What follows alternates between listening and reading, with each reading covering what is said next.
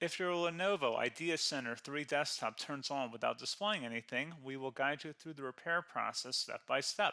Learn how to troubleshoot startup issues, recover Windows, and use command line tools to resolve the problem.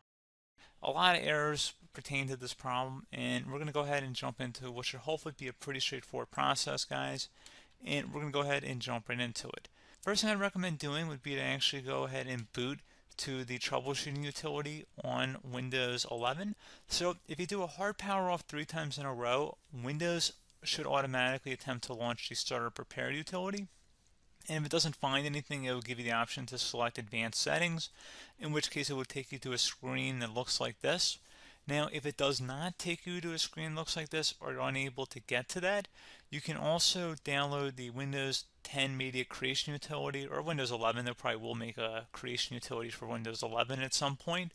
And it doesn't really matter, you can actually run the Windows 10 utility on Windows 11 as far as I'm aware.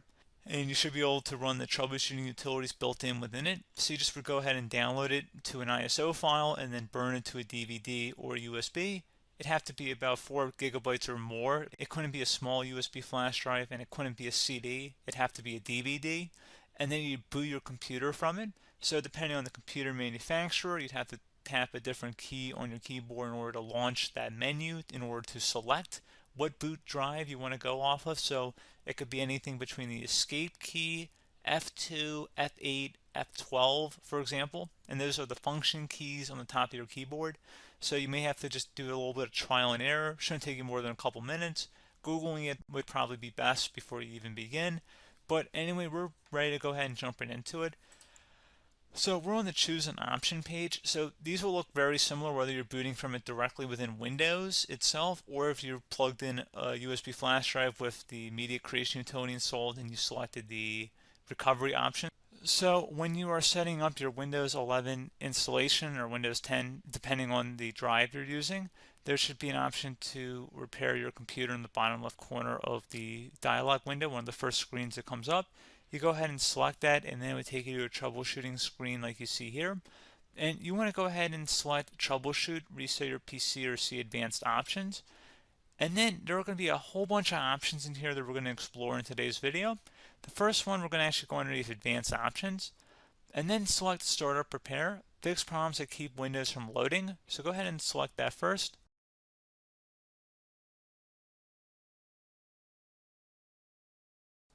Okay, so you can see it cannot repair our PC. That was our first option we could try. Something else, if we go back into advanced options here and then select troubleshoot, we're going to go underneath advanced options again. You can go ahead and actually access safe mode by selecting startup settings. And then if you select the restart button, you have the option on the screen select safe mode with networking, which will give you a key on the screen. It'll tell you which key to press to enter that. I believe it's the F7 key. It'll do that for you. I'm not going to go over that in today's tutorial because I don't really want to go into safe mode, but you're more than welcome to attempt that by going into here and then selecting restart. Again, it'll launch another screen. It'll say what key do you want to press, and it'll give you like 7 or 8 different options, and you want to select safe mode with networking. There's also an option for a command prompt too, but that's going to be something we're going to cover later in this video, and we don't even have to go through that in order to access it. So that's why I'm not going to really push for that, because unless you know exactly what's causing the problem, you probably don't need to go into safe mode. Unless you're trying to recover files, in which case then you definitely can go into safe mode, but we're trying to actually recover our computer here. So I hope that makes sense. Something else we can also try here as well would be to uninstall updates, remove recently installed quality or feature updates from Windows. So if you go ahead and select that, you can uninstall the latest quality updates, which generally is the more day-to-day updates. Feature updates are the less regularly released ones, like the big ones. I would equate it to service packs in like Windows 7 and Windows Vista and Windows XP. So larger updates that occur once or twice a year at most. And the quality updates are more just a regular update. So probably obviously depend, it'll take longer if you're going to try and uninstall the latest feature update versus quality update. And maybe you don't need to go back that far. So just giving you guys a couple of pointers with that. Something else you can also look at here, and we're going to jump into the command prompt in a little bit, but you can select System Restore, which will use a restore point recorded on your PC to restore Windows. And this is something I would highly recommend here, guys. So select Next. Assuming you have a restore point saved on your computer, you go ahead and select the most recently created one, and you'll select next, and then you'll select the drive. You shouldn't actually have to select the drive. You can scan for affected programs, but we're going to keep it all default here, and then we're going to select finish. So once started, system restore cannot be interrupted. Do you want to continue? I think we're going to select yes. I don't think we have anything better to do on our computer right now, so just give it a moment here to initialize. It will take a couple minutes to run, obviously depending on how large your hard drive is and how much is saved on the system restore point. So just give it a couple minutes here.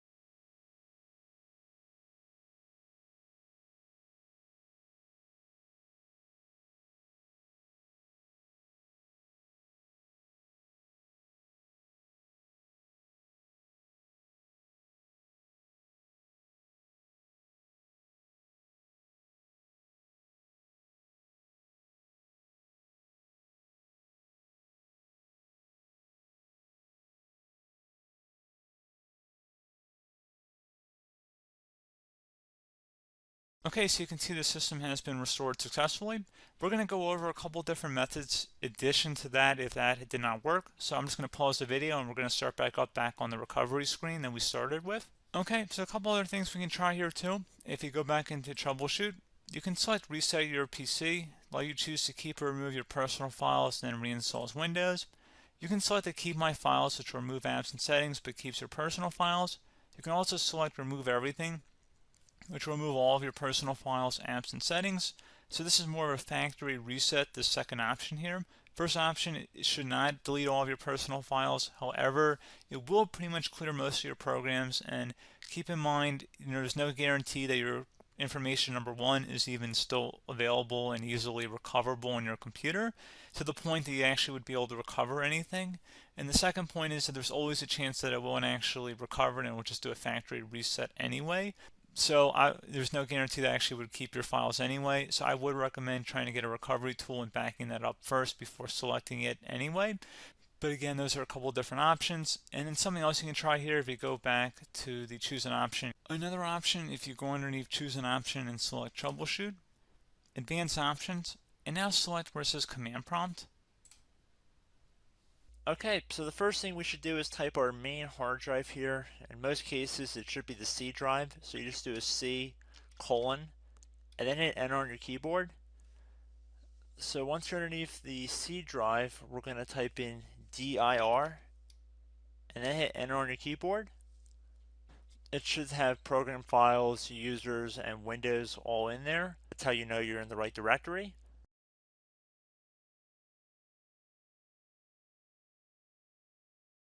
In some cases, it might be the D drive as well, so just keep that in mind.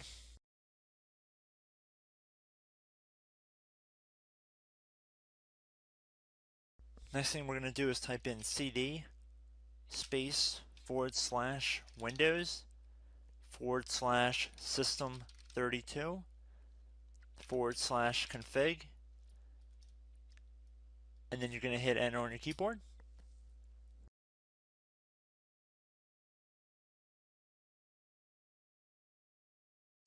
So now you're going to type md space backup. If you've seen other tutorials, it might also say to put down md backup. That's because the backup name is pretty common when you want to back something up. So you can name this whatever you want, doesn't have to be backup. So if you've already made a backup folder in the past, you could do backup 1, for example. So once you're done setting the name you want the backup to be called, hit enter on your keyboard again.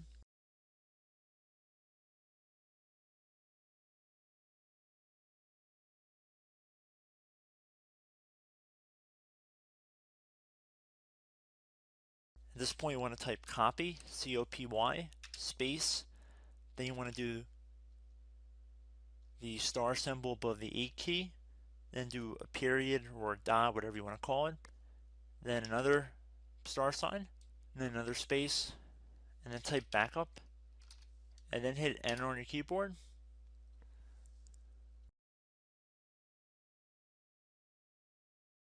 Now you want to type CD reg back, REGBACK, and then hit enter on your keyboard. So now that we are under the reg back, so now you want to type DIR again, and then hit enter.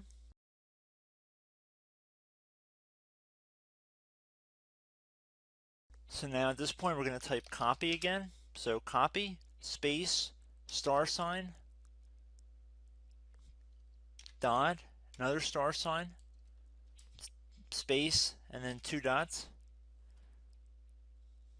So we're going to type copy, space, star sign, dot, sign,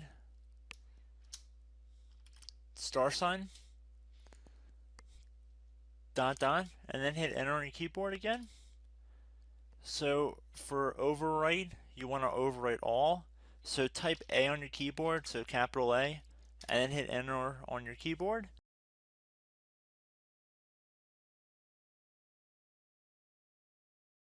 So at this point you should be good to go. You can close out of the command prompt window, and if you accidentally continue to Windows 10 you should be all set. So I hope one of these 3 or 4 different methods we went through in this tutorial helped you guys out.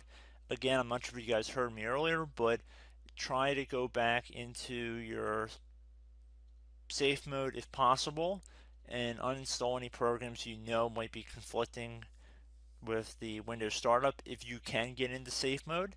So just keep that in mind. Something very simple like that could be blocking up everything. So again, I hope this tutorial helped you guys out, and I will catch you in the next tutorial. Goodbye.